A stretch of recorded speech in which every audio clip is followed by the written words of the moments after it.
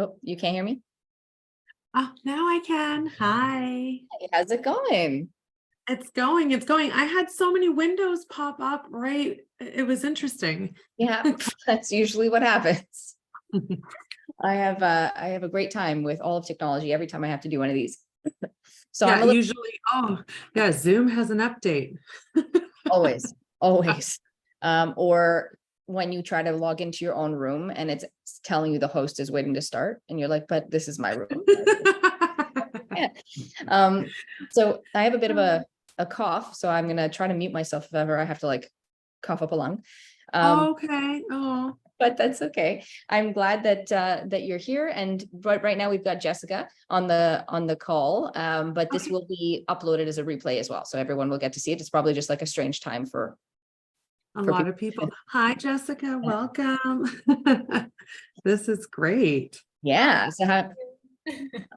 Oh, hi, Jessica. Hi. Hello. Hello. So today's call is with Lucy Colangelo. She's joining us from Niagara, the Niagara area of Ontario, Canada, for anybody who doesn't know. And so fellow Canadian, but I know a lot of our members are in the States. So they need to Yes. know what that is. And today we're going to talk a little bit about well, what Lucy does. It's a life coaching program, I would say. Is that how you would define it? Yeah. Life coaching. And you'll tell us a bit about your process. I have a few interview questions here, and then we can just kind of riff on that. So let's start by kind of telling the tribe a little bit about your history. So what you were doing for work, and then how it shifted into what you do today and the importance of what you do. Okay, awesome. Okay, thanks for having me. I love it. I am here hanging out with the tribe. That felt really nice. So, yeah, I am from the Niagara area. So I do just want to say Niagara Falls is just a bike ride away or a short car ride away. So it is, I feel like in paradise because it's absolutely beautiful all year long to go out there. Yeah. And so, yeah, I'm in the life coaching business now. That wasn't always the case. I am a business communications marketing specialist type of person. So I was always writing copy for marketing, for websites, for all kinds of things. And eventually, when I started my family, I was doing freelance work, and clients were looking for like a whole solution in terms of how to do their marketing, and I would take them through my process. And my process, I thought, was pretty basic. I had these basic questions about the business and the direction that they wanted to take the company in, and what's the story. And it was not just once or twice or three times, it was more like half a dozen to a dozen times. Each and every client that I worked with said, where were you when I was a teenager? Where were you when I was starting out? I never had this kind of clarity before. I didn't really focus on this type of thing. And all I thought I was doing was helping get clarity so we'd have a good story. So we'd have stuff to post on, Instagram or like Facebook, or have something to record for YouTube or whatever we were doing. And my clients started to get very excited about the personal clarity and the confidence that it was giving them. My process was giving them this clarity and this confidence. So I started calling it clarity mapping. And it started to change from business strategy stuff to life strategy stuff. And I keep things really simple because I'm not into like counseling or therapy or whatever. And I was just like, let's just keep things moving forward. So that's where the triad came from, like the three parts of clarity mapping, which is the mindset piece, the clarity piece, and the action piece. So like clarity mapping, the clarity is at the heart of it. And we prime ourselves with mindset work. And then none of it is good for anything really if we don't take action. So like the whole exercise is great. Get your mindset right, get some personal clarity, get focused, then go do something about it, right? So that's what I started doing with my clients. And now my work it's really interesting. I love working with people. I work with people at all ages, and it's I'm getting found when things happen in people's lives. So any kind of major disruption or shift in excuse me, the status quo, like, life was going a certain way and then something changed. It could be like a divorce, a job loss, you know, all kinds of things happen in people's lives. So we don't have to, but like something really big shifts them. It might rock them. They might not feel like they know themselves anymore. And then clarity mapping sounds like something they'd want to experience. Right. So that's how that came about. And the thing that I'm very excited about is that my clients also started hiring me to work with their teenagers. So I started to have this lens on young people's lives. Yes, it was like, young people need this. They need clarity mapping. My son doesn't know what he wants to do with his life, or my daughter isn't sure about college. And so there's all these different kinds of things that were coming up. And I thought, what an endorsement. Like, you love working with me, and then you want me to work with your kid, like with your, that was really like the most exciting thing that happened in my business. And so I'm in the life coaching business, but I'm also in like this teenager career counseling thing where, yeah, so ShineOn is the name of my program, and the mindset, clarity, action, the clarity mapping thing is the name of the game with me. And it seems to be going into that direction, which I never saw that coming, and it's super fun. And yeah, so I'm helping people get their clarity, and I like to call it activation. I like to get them activated in their lives. Yeah. So yeah, that's how that all came about. Yeah, and it's such an important part of the process here at Driven too. Like, we always ask your why, like what's the reason that why now, right? Like, everyone has it in the back of their mind that, okay, at some point I gotta get into a routine, I gotta get into a fitness routine, a health routine, I gotta learn about nutrition. It's the thing that fuels me. So why? Why now? Because life is always going to happen around you, right? Yes. So you have to. So what is the thing that's triggering you to motivate right now? And we found, similar to you, that oftentimes it's a life change. It's something that has either a diagnosis or a divorce or a move, or something has happened that has influenced that person to want to commit to themselves a little more, so that they can show up as the best person of them, as the best version of themselves. I'm contrasting that to teenagers who haven't been through that. They've, go through their own trials and tribulations. And if you consider that, teenagers are in that weird brain space of their heroes, like they're the hero of their own story. They don't think anyone in the world has gone through what they've gone through. How are you received in with them? Like, when you're introduced, when they're, what challenges do you to come up there? Okay, so really, it's interesting because teenage life is, you're forming your identity for the first time, right? So it's foreign to you. Like, your identity has always been linked to your parents and your lifestyle and whatever's going on, like whatever you're doing, right? And you're very much a doer when you're a child. You're just like experiencing things and doing things. You're not really thinking about things. And that awakening happens into teenage life. And what I'm finding is there's so much insecurity, and there's so much doubt, and there's a fear of failure. And so they're very vulnerable and very forthcoming. Like, I haven't had a young person not be open to the conversation. Like, they're very much not wanting to screw up, right? And a lot of us have that. It's like a fear, it's a fear of failure. And there's like a fear also of rejection. So for teenagers, it's about being included in things. And I feel like all those themes, they've never left me. They're around me all the time. And I sometimes feel like, oh my gosh, I'm still in high school. Like, I don't know if anybody feels like that, but it's like, oh, this is happening again. It's the same feelings I had from back then. So I relate very strongly with my teenage clients. And then my adult clients are always saying, the first time I encountered that was in high school, this happened, and they have a story, right? So it's very much about our building up our confidence. Yeah. And when I sit with young people, I find myself saying the same thing that I say to any age group.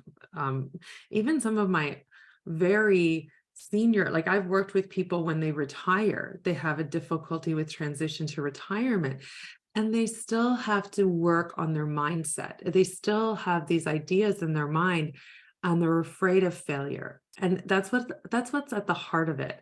And I feel like a lot of times, if we're going to try for something, subconsciously, we may be comfortable with the status quo because we are not sure of how we would handle if we failed.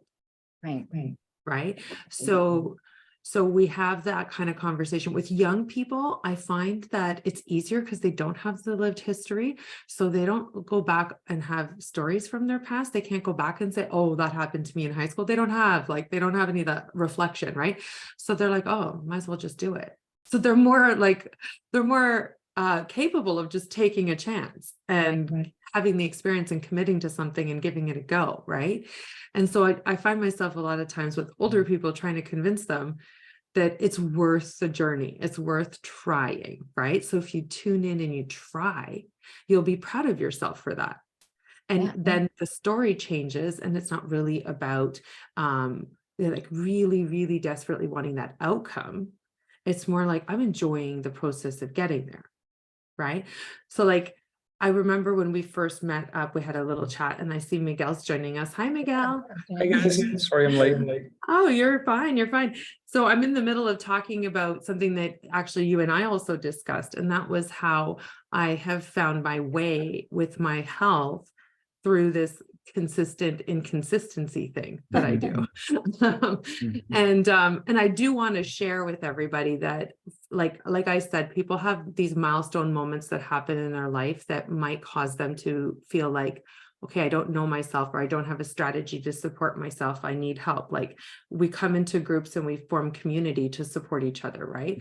So for me, the big trigger when it comes to my health and my fitness and my goals for myself, the big thing that happened to me is I was diagnosed with MS 6 years ago. It'll be 6 years in the summer. And so when I experienced my body failing me and not doing what I wanted it to do, that was a very, like I'm still on this emotional journey about that, right? I'm still processing what's happening. And I went through a period of time of not really wanting to do anything. And then I went through a period of time of feeling disempowered because there isn't a cure for MS, right? So it's just like you're dealt with what you're dealt with, and you're dealing with symptoms that you're dealing with. And there isn't really anybody saying that they can help you with that. And about a year after my diagnosis, I'm like through a series of events, people came into my life and started mentioning books and started mentioning strategies and talking about autoimmune protocols and anti-inflammatory lifestyle, like in diet and all this type of thing, environmental stuff, what touches my body, fragrances or disruptors, all this type of stuff. I didn't know anything. I wasn't really awake in my life in that way. And that's why, like, you know, I really didn't feel good about where I was at. I needed help. I needed to find my way. And I knew from that, like from earlier than that moment, like it's my mindset. I have to get my head around this. And I have to believe, I have to, well, actually not believe, I had to just decide to take care of myself. Right. So, that was really tricky. I didn't know that I didn't feel worthy.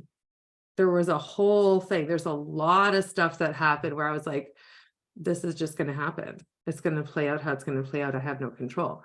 So when I felt that loss of power and I felt really lost in my diagnosis and really like my symptoms were what was bringing me down. I experienced this numbness and heaviness in my legs, and especially my one leg can kind of, I cannot feel it, even though I never experienced paralysis. It's a little bit different. Like I can move I can move my limbs, like I'm moving my arm right now, but imagine that I don't feel the muscle. I don't feel, if you touched my leg, I don't feel it. It's like that, right? So it's like this loss of sensation, but I can still have full mobility. And so I got really present to, oh my gosh, like I need to really simplify this and get really clear on how I'm going to take care of myself and how am I going to be, have the highest quality of life possible for myself. Because I have young children, they're teenagers now. But what, 6 years ago, they would have been 7 and 9. Like it was really scary for me. And that's fine. I went through that, but I found, okay, simplified. So I simplified what my priorities are when it comes to my health. And I think I shared this with you, Anissa. I said that it's my nourished. I want to be nourished. I want to be strong, and I want to be happy. Okay. And so nourished was interesting because I thought I knew how to eat. Like I really did. Like, and I would probably argue with you even now. Like, I know how to eat. No. I am learning things about nutrition all the time. And I want to share a couple of things about nutrition that really work for me. So I'll circle back to that. And then, but I just want to touch on each one. So then strong, I was like, I am literally losing the control, like the confidence in my legs. So the confidence to stand and the confidence to walk and the confidence to know that if I wanted to run, I can coordinate that movement without without being able to feel one of my legs, which is really kind of actually very interesting. I think it was like it makes me very much more present to my body and its power and how strong I am. Like I actually am very strong, and I didn't know that. So there's things that I did. I go to the gym and I can do like a 200-pound leg press and it doesn't even hurt, and I can just do that. And like, so I'm like, I'm really strong in my legs, even though I can't feel one of them. So, so the strength piece with lifting weights and stuff like that, I was like, okay, that's got to be part of my life. And then happy was all about like, every time I got stressed, symptoms would flare up. And there's a correlation. And I was like talking to my neurologist. My neurologist is like, most people can't really manage their stress. So they need, what do they call them? DMTs, disease modifying therapies. They no longer call them drugs. They call them DMTs, disease modifying therapies. And so I don't take DMTs. I'm trying to do the modification on my own. So happy is about keeping the stress low. So, and in that arena, in that third chunk there, I'll tell myself all the time, if I'm not having fun, I'm doing it wrong. Like if whatever I'm doing, if I'm not having fun, I'm not doing it the right way. So, being nourished, I've learned so many things, and I bring the fun into the nourish. I have to play with my recipes and figure it out. The biggest thing that I've learned, and I just learned this in January, is that there is a difference from plant-based protein and animal-based protein. For me, there's a very clear distinction and the priority on protein. I didn't know. I wasn't doing this, what I've learned is called protein leverage. And now I am. And my body is different. And I've released about 13 pounds since January. And it's kind of like plateaued right now. I've been sick every single month this year. So I've had a cold or a flu or some version of that every single month, but I'm getting better. And I've still been feeling good. And I believe it's because I'm getting 80 to 100, probably over 100 grams of protein a day. And my first meal of the day is no longer something with carbs at all. It is something, well, carbs as in vegetables. I eat savory breakfasts, which is with meat and vegetables. That has been a complete game changer in my life. Like I get this higher level of protein. I can sustain exercise longer. I can go for my walks, and I'm shooting for this goal of 10,000 steps a day. I'm only at about 5 to 7. I don't have the energy for more. I get very, very fatigued if I push too hard. So 5 to 7,000 a day. And I know that it's the protein because I never had that energy before. I couldn't even hit 4,000 or 5,000 steps a day before on my tracker. So those small incremental changes and the scale changing and me feeling stronger, I was like, okay, this is really, that's like just one example of something I've learned that's really changed. Yeah. Happening. I wanted to ask you because, when we talk about resiliency, that's not a trait that is abundant in today's, society. Right. And that's okay. We all have challenges to overcome. We can all make a case for how difficult our life is. Sure. Everybody Oh, that's yeah. alive can do that, right? Absolutely. So really, to you, what was the thought process? How did you navigate? How come you didn't say, well, I can't even feel my leg? Are you kidding me? Well, I did that. Here's a I did perfect that. excuse to not do anything because I can't even feel my leg. Hello? I did that. I did that for a year, Miguel. I Okay. did. And And what got you out? I call I have nicknamed it the hamster wheel of suffering. Yeah. I, I'm gonna ask you about that. I realized Love that you that brought that up. I nicknamed it that. I realized that I had put myself so okay, like I like exactly how you said it. It's like a checked out excuse making thing when you're like, well, I can't even like my leg. Yeah. Hello. Yeah. Anybody could use that as an excuse. That's true. I think I was afraid. I think that you're afraid when you're making excuses. And I think you have to be cool with the fact that you're going to be making excuses and being afraid. I Mhm. think we have to be afraid and do it anyway, right? Mhm. That's a part of it. Like, don't expect it to feel good. I don't wake up feeling like this. I have created so many supports around me in my life that are as basic as like the screensaver on my phone Mhm. to like something I have up on my mirror where I brush my teeth, to like what's at my desk here, stickers on the bottom of my screen here. There are things, there are affirmations, there's focus things. Nourished, strong, and happy didn't just happen. Like, I didn't want to be like nourished, strong, and low stress. I was like, that's not even fun. It's got to be like, like I've been working on this for years, but what did it for me, if I had to say, was it's a combination of a few things, probably faith. I'm a faithful person and I love spiritual things and I love prayer and meditation. So I love to calm my nervous system that way.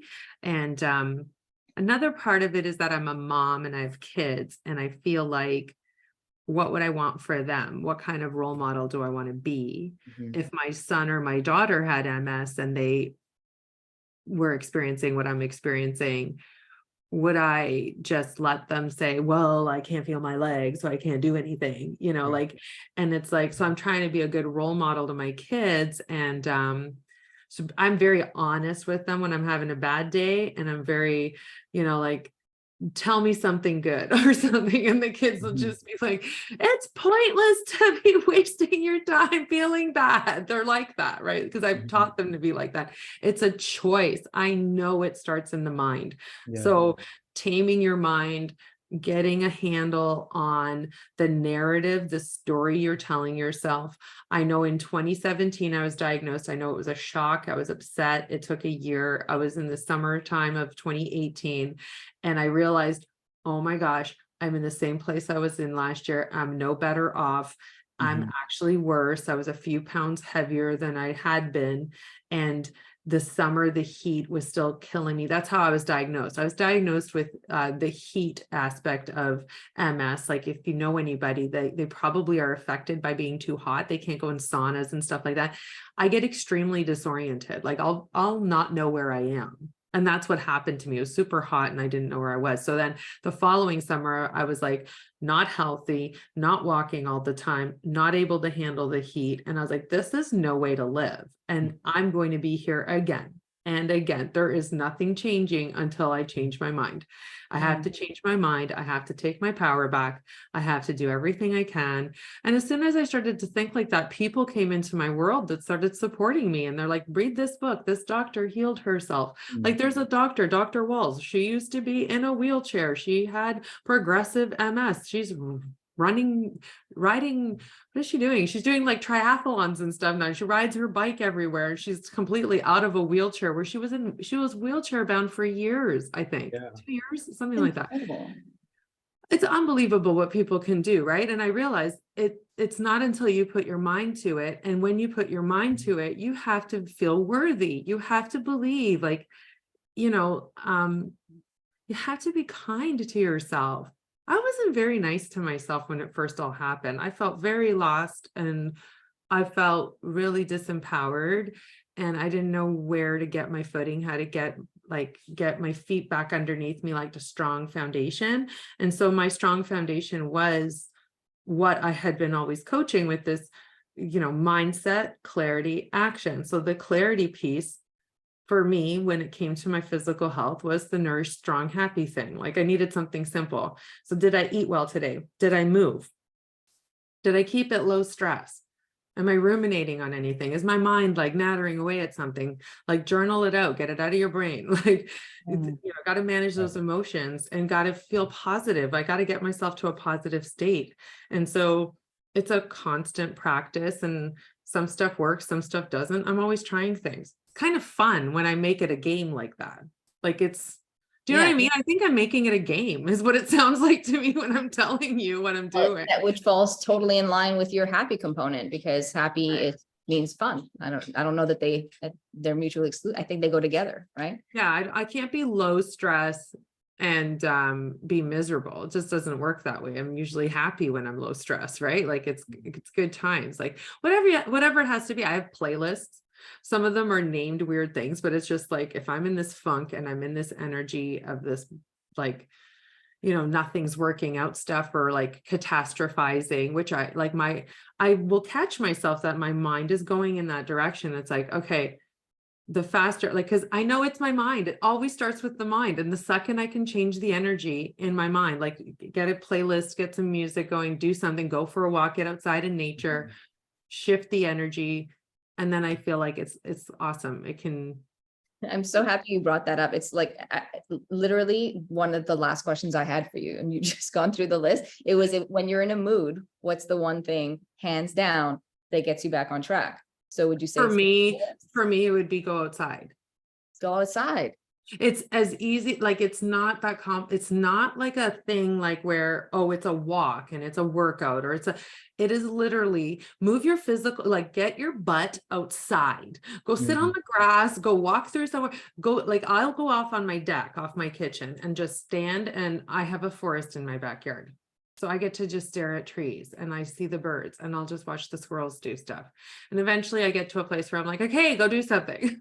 But like, yeah, that's one of the things that you touched on in our call together that I thought was so important to share with everyone, is that you have the triad, right? Which is nourished, strong, and happy. But in that strength, I liked that you had mentioned that you just do anything, like any type of movement. You don't tie yourself to what movement should be expected of you, or what it should look like, but you feel accomplished if you've just gotten up and done any kind of movement. Can you touch on that a little bit? Because I think people like to get wrapped up in what kind of movement is prescribed to them, especially by their coach. And then they feel totally like flattened or obliterated when they don't meet that standard, when in reality, the standard is just movement, right?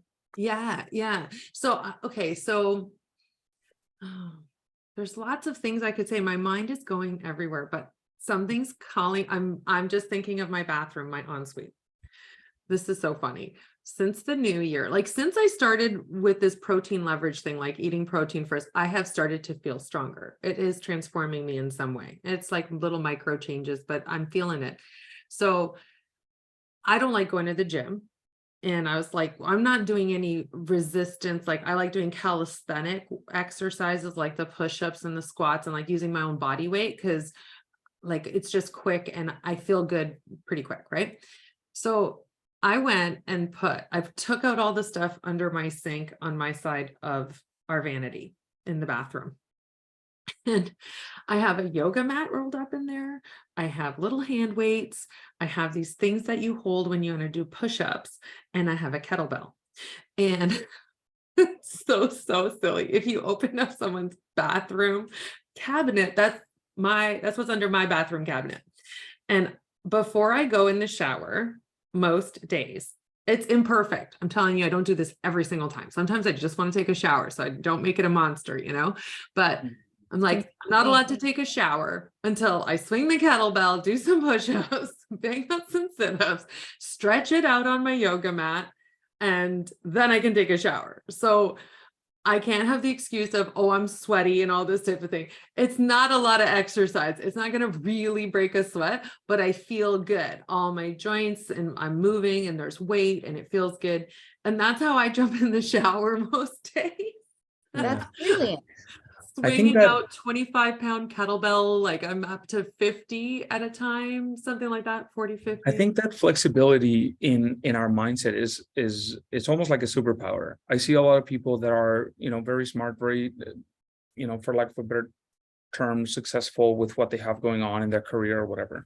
Mhm. And almost what has gotten them there is their ability to just like focus, put their head down and get it done. But then that Yes. becomes almost like a detriment, because then if they have 5 boxes to check and one day they can only check 3, they feel like, what's the point? And Yeah. so So I would love for one very specific example is we have a client that started 2 weeks ago. okay. She's been really busy. She's traveling. She's in conventions, blah, blah. She manages a lot of companies. Anyways, she is down 10 pounds in 2 weeks. 10 pounds. But she's been able to check 2 out of 5 boxes. I'm ecstatic because she's down 10 pounds anyways, right? That's Like, amazing. I'm like, that's amazing. But the internal self-talk is, I don't know if this is the right time, because like, look how I can't be all in. So I know what I would say, and I know what I did say, but I know that some of your work has also been with teenagers. Yeah. Right. And I almost, I have a teenage son, so I give my teenage son a little bit more grace than I give myself because I'm a grown ass man.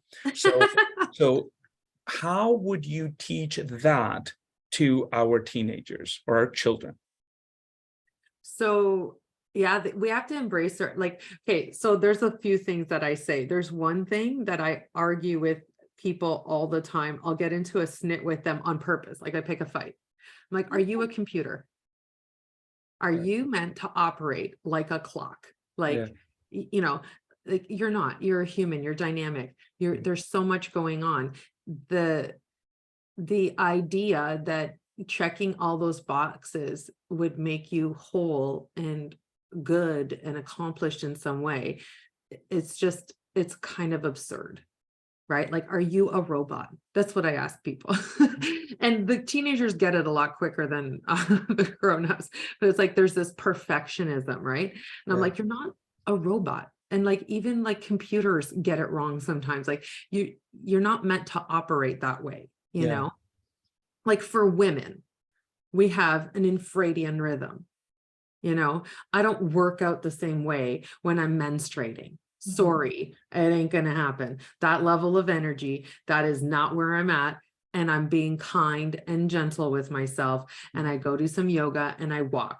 I do not think I have ever swung a kettlebell in that time, but a week later, I'm all like, wow, let's do this, and I want to see how strong I am. And I get back into the weightlifting thing. And that's very much a different kind of energy. So I have a different rhythm and a different grace to it. And it's not it's not the 24-hour clock that I follow.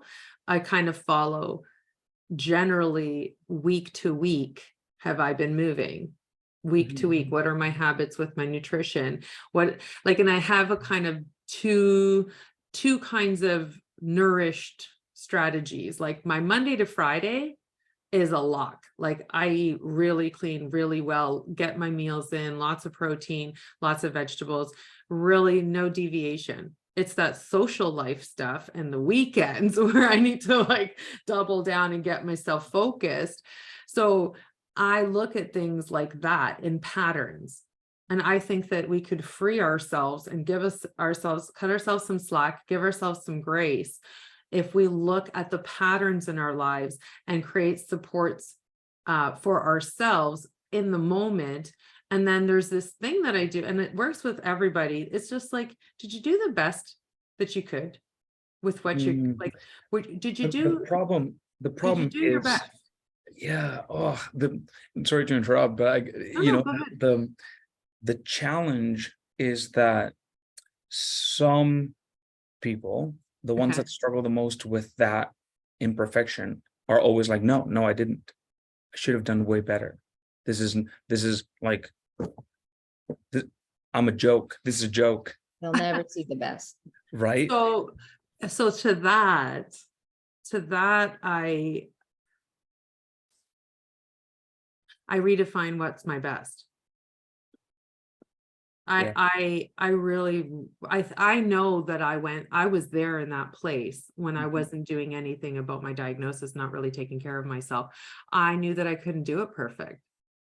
That was the thing that I was confronted with. I wasn't going to Right. be able to be consistent every single day. And Right. was that going to make me a failure? And I had to wrestle with that demon. Like, it was awful.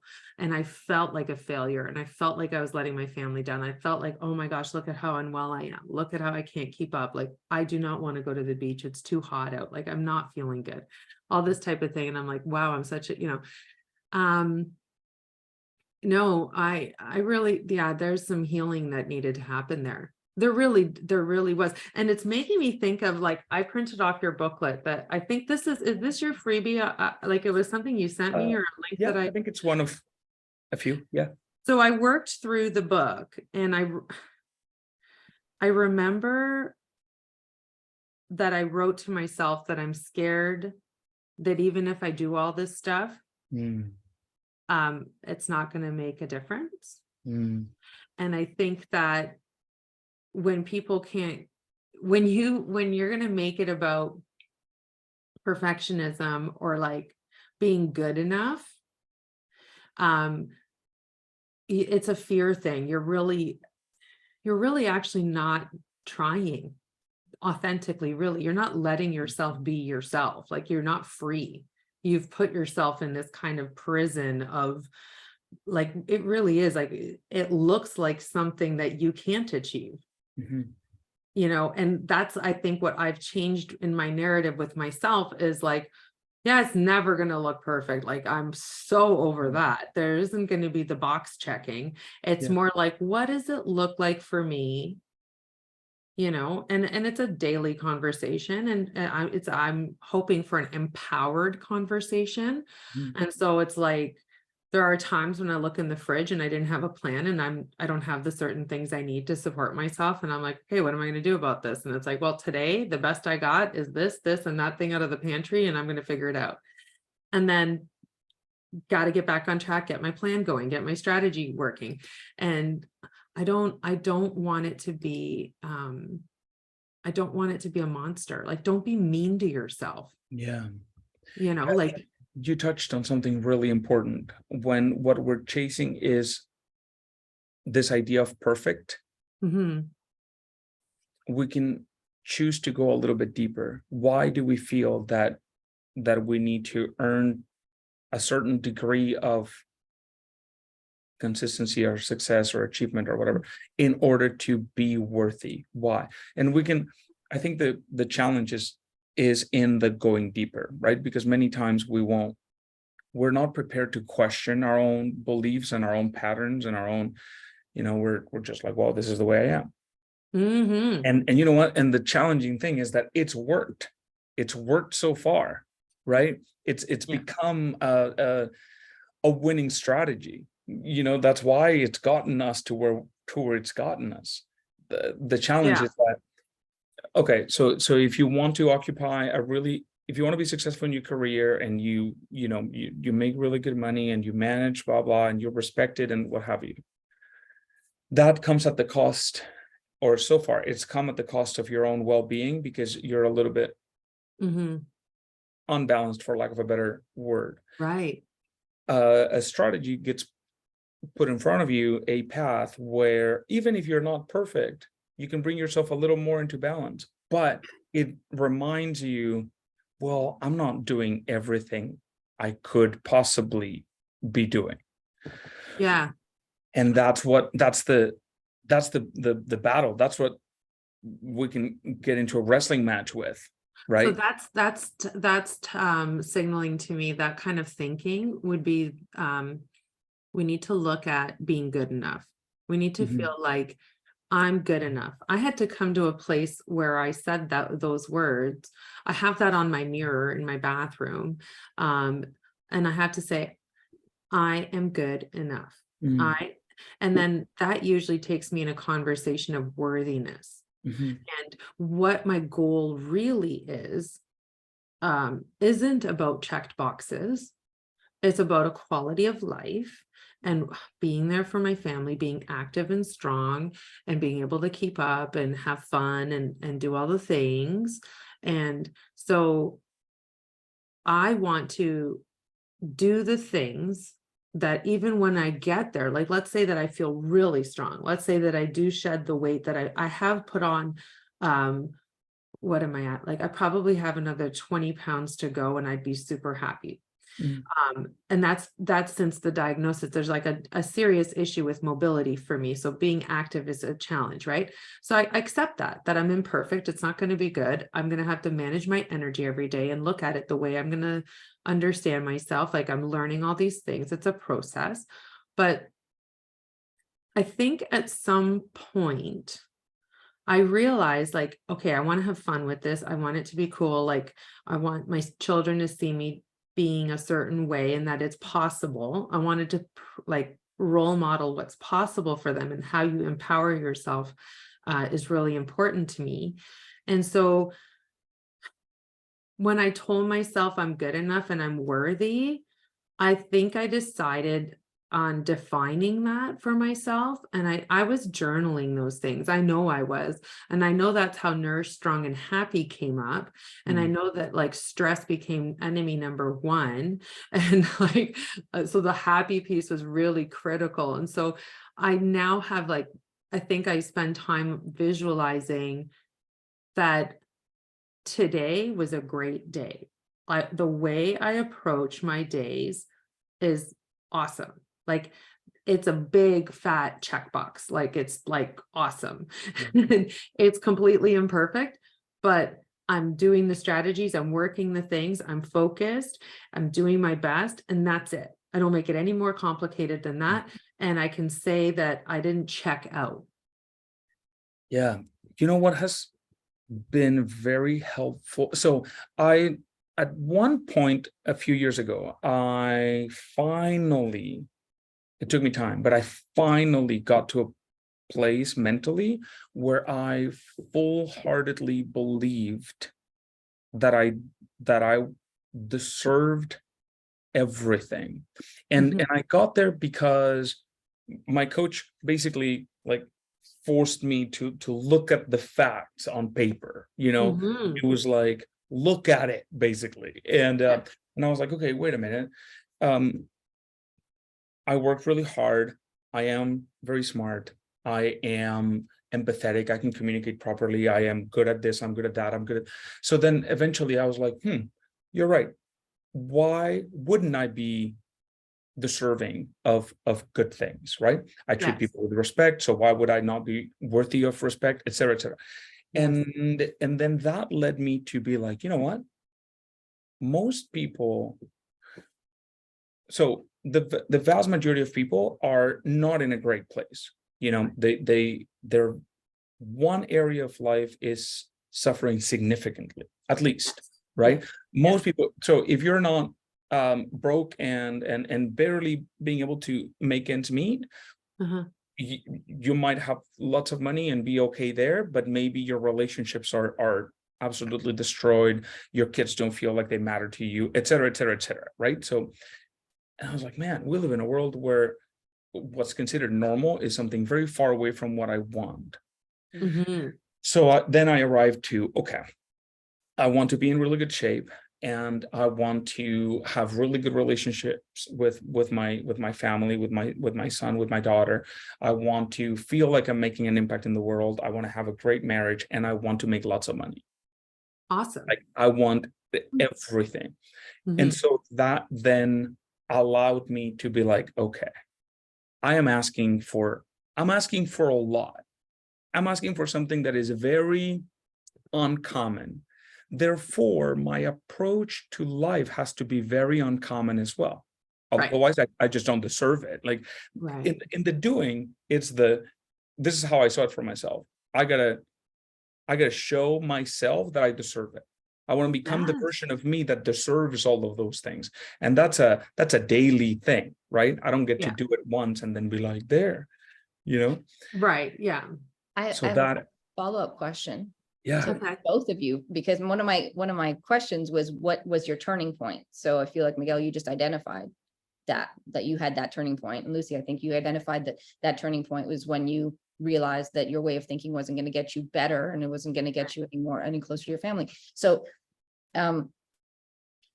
when did you both, because you're both talking about it, but when did you realize in that turning point that the actions that you were performing were not aligned with what you deserved? And did you feel that the level of action, or the standard of action that you were doing, was what you deserved in like a negative way? Like, did you, like, was there a time that you said that you realized, oh, there are certain actions that I'm taking that maybe I'm taking as a self-sabotage method, and those need to change for XYZ that Miguel just said, like, to have a better family, to have this, to have all the things that I'm asking for? Right. Okay, so I'll answer it this way. The thing that was coming up for me, Miguel, when you were sharing what happened and how you decided on those things years ago, I started following I can't remember, it was some sort of an account, like a motivational account on Instagram, and Viktor Frankl's Man's Search for Meaning came up, that book. I don't know if you know who he is. He's a Holocaust survivor. He wrote this book. It's absolutely a life-changing message. And it taught me that we human beings are meaning-making machines. That's what our brain does. We make meaning. And never in the history of humanity have so many people been so idle in their minds. Okay, like more so than when he wrote the book. Even like, we are so freed up, we are not working the land, and like, we are idle a lot of the time now, and so we're with our thoughts a lot, and we are powerful, we don't even know our own power. And what's beautiful is, like, we have the capacity and the freedom to just decide to define what our life means to us. You, Miguel, decided what meaning you were going to bring to your life. What does it mean to be successful? What does it mean to be a good person, a good dad, a good husband, like a good community member in terms of showing up and impacting your tribe around you? And I say that it's the name of your group, but I would have said that word anyway, because we're tribal beings, we're community oriented beings, and have been for millions of years, never mind this last century where all this technology and all this connection came into place. But we're meaning making machines. So you're free to create your own meaning. So you can create your own hell, or you can create your own paradise. Like, you're really just, it's one of these things where you just choose which one you want to create and focus on that, because it's so critical. And that's why in my work in ShineOn, in the method, and it's mindset, clarity, action, mindset, like, you've got to get into that healthier state of mind, and like, you got to process and heal some stuff to be worthy and deserving, and feel like, hey, you know what? You're doing great things. And yeah, you get to enjoy yourself. You get to have the fruit of that labor, right? Clarity is that meaning making. Everybody needs to have a solid why.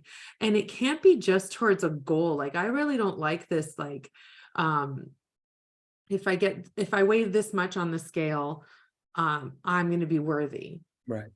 Like a certain number or something like that, or certain inches or whatever. It's like, that's something that I wrestled with too. When I said to myself, I want to be nourished, strong, and happy. Well, not to a goal that then I drop it. Right. Like, I need to nourish myself daily till the day I die. I want to be strong till the day I die. These habits, this thing under the sink with the weights and the swinging the kettlebell or doing push-ups or whatever I'm doing, moving my body and being strong, I think I want to be doing that when I'm 80 and 90 years old, and I still want to be doing weights and being strong and going for walks. And so I want a quality of life. So I'm defining that for myself, but it's an active thing. I'm practicing, I'm figuring out what I like. Like some days, all I do is go for a walk. Other days I'm lifting weights and I might like put on a playlist and dance. I mean, like, it's just all over the place. I do things that I like. I want it to be fun. That's what brings meaning into my life. I feel free that way. And it's not about anything else than today. Like, it really isn't. I could care less about a box that I check. I just run it through my head. Sometimes I'm a little bit more particular, like I'm learning macros. So I'm learning what does 6 or 7 ounces of protein look like, learning those things. So yes, I have some things written down. I have goals. I check these little things, but I don't make that I was successful. That's not a quality of life. You know, like I want to live, like I want to really live. So I really want to enjoy it. I'm not like delaying being happy because I'm not worthy. I'm worthy today. Yeah. For me, Anissa, what I've figured out about, so what I think has empowered me a lot is to become very much aware of the things about myself that I don't like. Right. To pay a lot of, I spent time like trying to really figure them out, like put them down on paper. And then there were some things in there that I was like, yeah, I'd like to change that. And then there were a couple things in there that I was like, you know what, actually, I'm okay with that one. Like that, I like that I have a bit of a chip on the shoulder, and you know what, that's very useful. I'm going to use it. And so what that allowed me to do was to get out there and be unapologetic about my goals and be and defending my point of views and what have you, without fearing being misconstrued or judged or like, whoa, Miguel is this, Miguel is that. Because I was like, listen, I know the things about myself that are not awesome. I know them really well. So Using them to your benefit. if somebody tells me, wow, Miguel, you're the best, I'm like, you know, you don't let your ego get out. I know all of these things. At the same time, if somebody tells me, wow, you're the worst, I'm like, well, I also know about my qualities. So those things really empowered me. It was almost like a shield that gave me permission to go out there and say what I wanted to say. Despite, in general, weight loss is like, now a hated term, right? So this has given, there's a lot of people that that if you say that losing weight is probably good for your longevity, that's it, you're toxic, you're fat phobic, you're blah blah blah, right? So I had to get very clear about me, who I stood for, what I stood for, and why, so that I could continue to go out there and be like, yeah, you probably are not going to live that long if you're 50 pounds overweight. Like, that's not me judging the worthiness. Just statistical fact. Exactly. Right. And then what I realized is that I just love the climb. Like, I find meaning, I assign meaning to the climb. And I think that I can look at many different areas of my life to find fuel, to fuel that climb up. I can look at my children and the example that I want to set for them. I can look at my parents and how I want to take care of them. I can look at our community here and the changes that we want to facilitate for them, and then their children, like, what I mean? So I feel like there's a lot of fuel there. Now, your question earlier was, did that help you identify actions that you yourself were not taking or taking that were keeping you? And yes, I feel that is a forever thing. We will always be the reason why we are not where we wish we were in every area of life, in your relationships, in your financial well-being, in your career, whatever. It's always something that we're either doing wrong, or not doing that we should be doing, or we're not doing consistently enough, etc. And what I found is that the more I go, there's there's a lesson in here that I need to figure out. Mhm.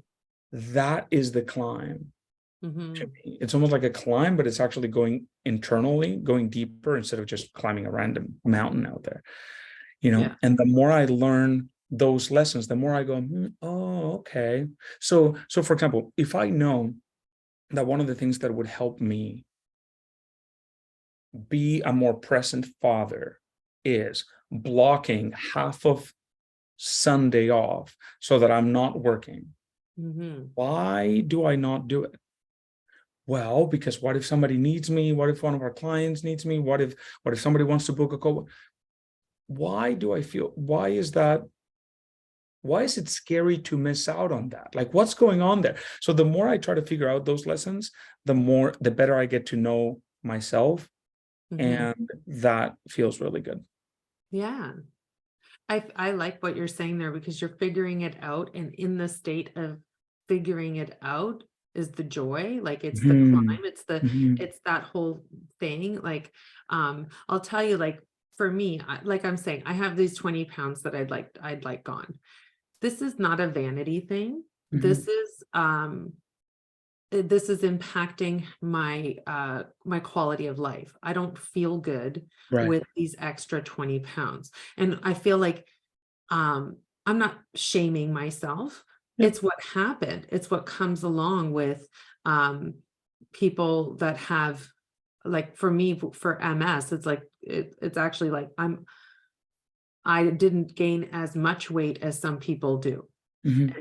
And those people, especially if they're on those therapies, the drug therapies, they're the likelihood that they'll put on significant pounds, like more than 30 or 40 or 50 pounds, is very likely. So I sit there and I look at the scale and I see the culture and the message out there, and it's kind of trying to say that it's, yeah, you're okay. You decide that you're okay. You're a meaning making machine. Make your own meaning. You Right. decide what number on the scale is okay with you if you want to measure it that way. But how do you feel in your clothes? How do you feel in your skin? I do not feel good right now. And people will tell me I look so good, this and that. All my friends, everybody's so loving and kind and wonderful. And I know that Anissa and I, we talked about this as one of the things socially with people. People want me to, like, for example, I have been now sober for over a year, since January. Mhm. And it's as a result initially of having COVID. I Mhm. just stopped drinking when I got COVID. And then it took a long time for me to even feel better. It was almost 2 months. And then I kind of had lost interest and never really picked it up. And it's now been over a year and I don't drink anymore. And I'm sober and I'm really enjoying being sober. And it was kind of unintentional. I didn't intentionally set out to do this, right? So a lot of my friends, between the fact that I'm watching what I'm eating. So this thing about inflammation, I don't eat gluten and I don't eat dairy, Mhm. and I feel a lot better. Mhm. And I really enjoy how good I feel. So it's part of my lifestyle. It's part of me, that those are not things that I participate in. And now the alcohol, my friends are like, think of anything that comes out snack wise in group settings, charcuterie boards, blah, blah, blah. All these cheeses will come out or whatever. And they're like, how are you skipping this bread or this crackers or whatever? And I'm like, I got my own thing going on over here. I'm so happy. And I And just change be the like, that's conversation. great. I That's more tell for me. people I love being with them. I love Yeah. we're having so much fun. Yeah. And like, please don't make it about me not having a glass of wine. I know Yeah. it's weird for you because people have always just known me as a person that participates in having wine, right? So I have to tell people how it's going to be. And I have to be really strong in that. And it's very difficult socially. And I want to acknowledge that, because people have told me, you're not overweight. How can you think I am overweight? Like, stop it. I'm not where I would be really feeling great. If I try to exercise, my stamina is not there. My weight is slowing me down. There's no question. Right. And so I have to tell people, please don't perpetuate this narrative that it's okay. It's not okay with me. It's my own body. So like, I want to be stronger and leaner and lighter. It makes me feel good when I go and participate in bike rides. I can keep up, like all these little things that I'm Yeah. trying to What I've found is that it's usually a projection of the other person, and it's pretty effective if you just ask them if they feel that way about themselves. Well, they're trying to, they think it's a compliment. People are like, you look so good, Yeah. you know, and I'm like, no, look at these cheeks. Like, this is not my face. I feel so like, anyway, that's not even a vanity thing. It's like, I have this extra weight and I'm working on releasing it and letting it go and being stronger and all these things. And it's part of my quality of life calculation, if you will. And that's what it is to me. But yeah, that's out there. I don't even think there's anything wrong with vanity. Me neither. I want to look good, of course. I'm like, great, go for it. Like, you know, I know, right? But you're right, Anissa, you touch on something important. Unfortunately, most people out there do abuse something. Entertainment, food, alcohol, sweets, you name it. Right. Because that's easier than addressing our problems or that addressing the cause, the root cause of our challenges and our stressors. Mm-hmm. That is normal. That's what normal is, unfortunately. And I think that just human nature, if you all of a sudden are like, I got a lot of work to do. And to them, they look at you and they're like, oh man, she's doing pretty well. And you are saying, I got a lot of work to do on me. Yeah. Where does that put them? Right. And so I think that's just subconscious human nature that will make it be like, well, I can't afford to let you believe that there's work to be done with you. Because if that's true, then what does that mean about me? Mm-hmm. There are people that are uncomfortable with me being around when I'm not drinking and everybody else is. And it's like, oh, everybody needs to be drunk for you to, and I notice some people don't relax unless, like, you know what I'm saying? So it's a very interesting thing. And I just want to make sure that I say, I really love this book. I went through this book and I had a breakthrough in it. And I just want to make sure that I tell you that, and it's right in the middle of it. And I wrote to myself, and I feel like it's appropriate because I just flipped it open right now. It's right in the middle, but it was this thing that changed for me. And it's about my identity. Mm-hmm. And you talk about identity in this booklet. So I think if anybody has it or hasn't done it, they should, because somewhere through the process, I got into this state and I was like, wait a second. I wrote this to myself here. I want to be a person that is connected and proud of her body, connected to her body and proud of her body. I want to take care of it and always be strong and moving. And then I wrote to myself, because there's a question on that page. And I wrote, I'm scared that if I try to achieve this goal and it doesn't happen, even if I really, really, really try and I don't get there, what will I do? And I realized that, like, there is a subconscious narrative always happening, and people, if they want to get the breakthrough for themselves where they free themselves really, and it's all just about the day and making the day really great, they have to get that subconsciously. They have to work on believing that they're worthy and that they deserve that, right? So what came through for me was like, I wrote to myself that this kind of thinking makes no sense. So like, if I failed at trying, right, thing, like that whole dynamic that's going on in my head, that it makes no sense. And I wrote to myself, I've done it before. I've been there. I just want to find it again and learn to maintain it. So the only way to find it again is to enjoy the journey. Mm-hmm. And that this logic, for whatever reason, the way I wrote it out to myself really makes sense to me and helps me. And I like looking at it and it's like, yeah, I am giving it my all. Yeah. And every day I'm getting better at giving it my all. And I'm proud of myself because I'm not on my hamster wheel of suffering anymore. The hamster wheel, did I explain that? It was just that, oh my gosh, here I am again. No further along, not any better, not committed, making it like it doesn't matter to me. Like even the vanity thing. Yeah, it matters to me. I have some really nice clothes that I want to fit into. And I love those clothes. Like I like, so anyway, it's like that. It's like those determining this the stop on your hamster wheel and where you want to get off. Just And get off the suffering, drop the chains, like just break free and make it something livable. Make it something that you can take action on every day that you enjoy. Like Mhm. the meals on your plate should be pretty and taste good. They should. I'm putting my foot down. They shouldn't be yucky looking, like boiled broccoli and boiled chicken. Like you can't eat like that all the time, you know? yeah, So Yeah. you I have don't to know. I'm just saying that's where I'm coming from with that. And it's like, you were talking about resilience, and I find like my resilience, my commitment to myself, it all just starts and ends with my mindset and taking control of it. I'm not just going to wake up feeling good and feeling motivated and feeling focused. And Mhm. I have come to terms with that. It's not just going to magically No, that and in way. fact, it's better for us if we assume that we won't be motivated, that Exactly. we won't feel like it, that our body, that the bed will be, it'll feel amazing and you won't want to leave the bed, and Right. yeah, It feels great. It feels great to get outside. It feels great when I have plans and stuff's in the fridge that I know I can go reach for. And it's a practice, habit forming, daily kind of commitment thing. I'm role modeling for my kids. My kids are like, oh, like, I'm checked in. I'm in action. I'm like I call it being activated in my life. I'm activating myself. Mindset, clarity, action. That's it. I keep it real simple. And yeah, I feel like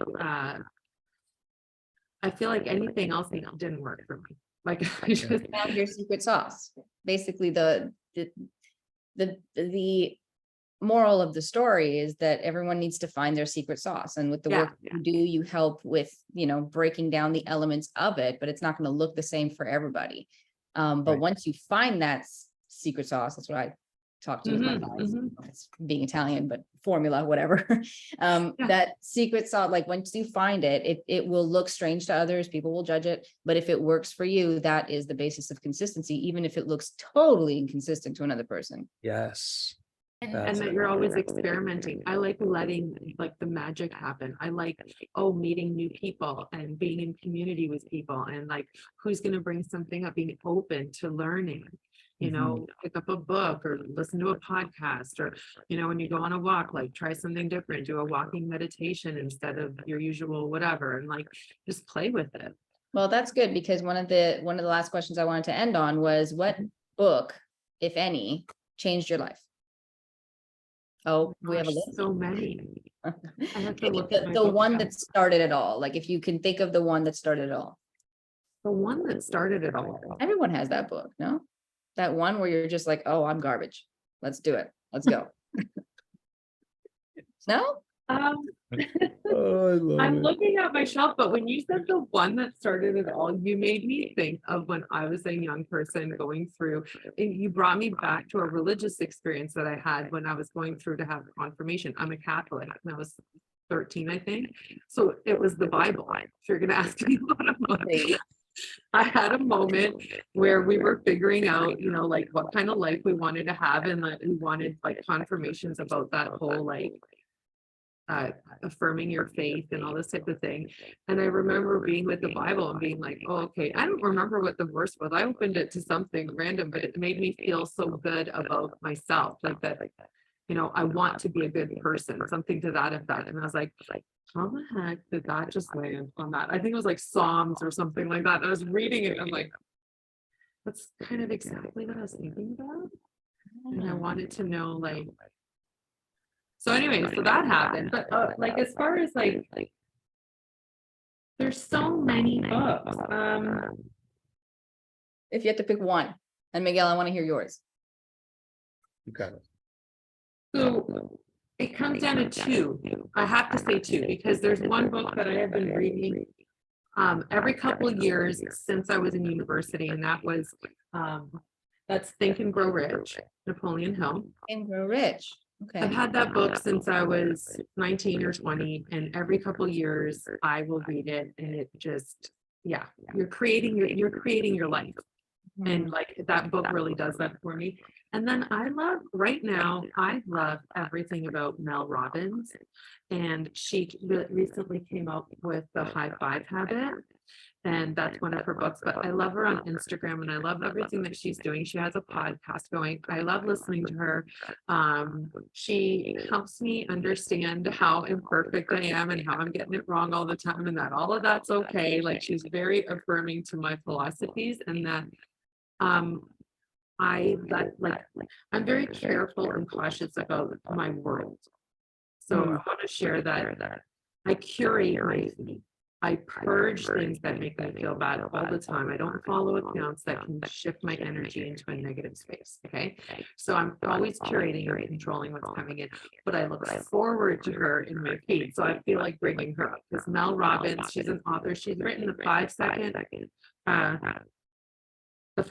rule, and then she now has the high five habit. And like I just love everything about her. So you can like read her books or consume her podcast or get like a quote or whatever off the Instagram. Very, very empowering, like helping you understand that it's okay to be imperfect. Yeah, I've seen some Really stuff. quick question. Sorry, Yeah, sure. I'm going to interrupt. Oh, hi, Jessica. I've been listening. Sorry, I've just been taking it all in. Yeah.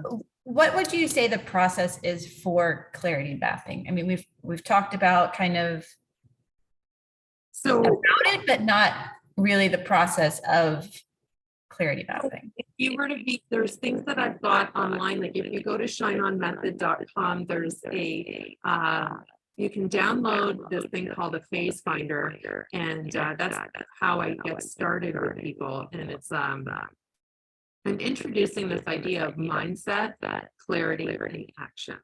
So in clarity mapping, the process is like that. It's creating those supports around your mindset. It's getting clarity is about getting into personal inquiry. You're going through like a 7-question framework to get clear on yourself. So it's a very like discovery process type of curiosity thing. And then action is about execution. It's about the how. So once you know who you are, once you're discovering who you are, it's about experimentation and getting out there and trying things and being in action. And then the cycle repeats. You wake up the next day and you're like mindset, clarity, action. So that's the process of clarity mapping. And with me, you can do a course that I have online. It's called the ShineOn Experience. And there's also, you can book in sessions with me. And we go through those 3 things. And I help be like a mirror and I like a magnifying glass, if you will, on certain areas when we go through the framework and we go through specific questions. Great. Thank you so much. I'll check that out. Yeah, Awesome. that's so interesting. I feel like it is so elusive, like something like saying, oh, I want to be activated in my life. I want to know myself. Yeah. Right. Well, how do you do that? That's so out there. Like a few years ago, somebody said that to me. They're like, you got to be chasing your dreams. And I was like, what dreams? What are you talking about? Like, I didn't have this bigger vision for my life. So I wasn't making any meaning in my life. I didn't feel empowered. Right. And I feel like people are hungry for that. So I was like, you know what? I'm going to create a framework to support people in getting into that personal inquiry, creating meaning for themselves. And it's simple. It's just 7 questions. Yeah. Smart. Because I usually just ask people to read books.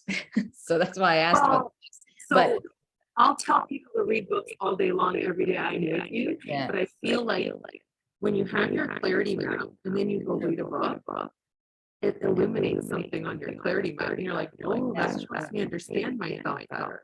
It also helps you understand the literature. It helps you go into the reading adventure with a different mindset than if you were to just not be clear on your intentions going into that book at all. And now I know, like I have to mention another book. Dr. Joe Dispenza's Breaking the Habit of Being Yourself. Breaking the habit of. We're just having some audio issues. So breaking the habit of what? breaking the habit of being yourself. Oh, breaking the habit of being yourself, Joe Dispenza. Okay, for anyone, Yeah, I don't know if it's just my audio, but your audio is coming through a little bit funky. Oh, So, but I think that okay, would, okay. and Joe Dispenza is great. And we talk about him a lot actually in the tribe and on our calls. So thank you for bringing him up because it's, He's his work is great. important. He's important to mention because what I'm talking about when I'm talking about clarity mapping. Yeah, Audio audio is is always for some reason. Can we hear each other? It's okay. It's okay. It's been okay thus far. It's just in the last like 10 minutes that it's been a bit strange and it seems to be getting worse. So, but it's a, oh, you're muted now, but it's okay. Jessica's muted. I'm okay. No, yeah, it's your audio for some reason, but it's okay. I think you said all the important things that I think you need to say.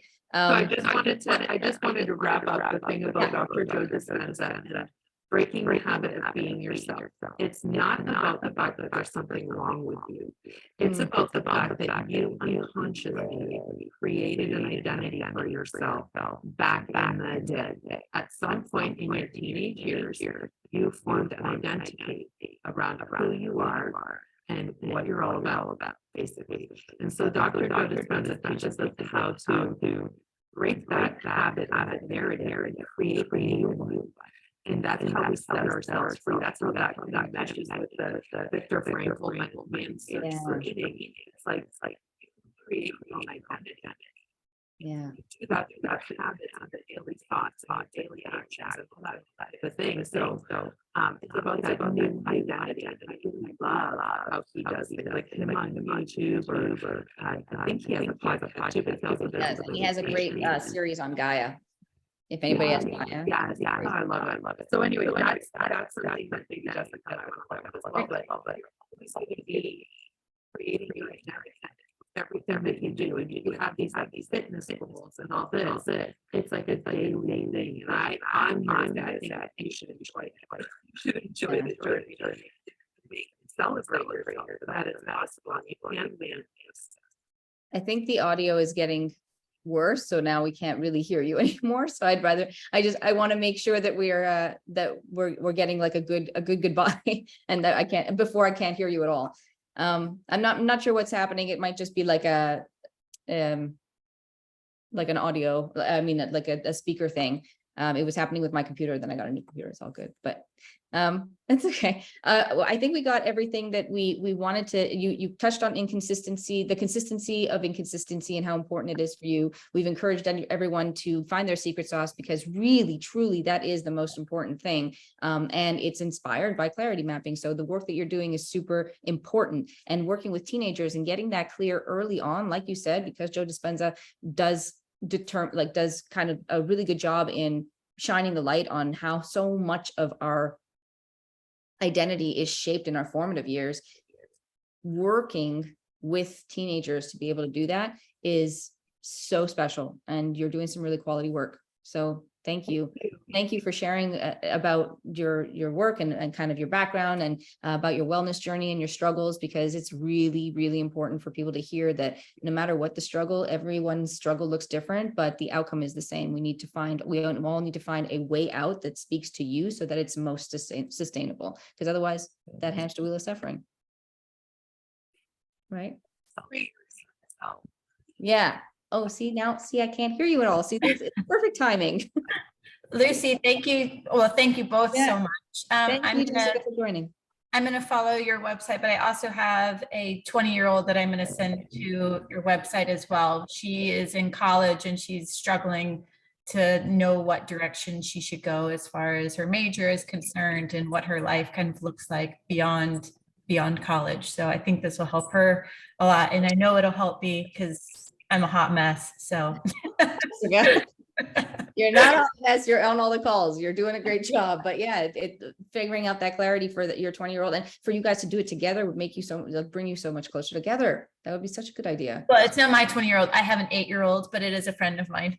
Oh, okay. Yeah. Well, your 8-year-old can start now. Yes.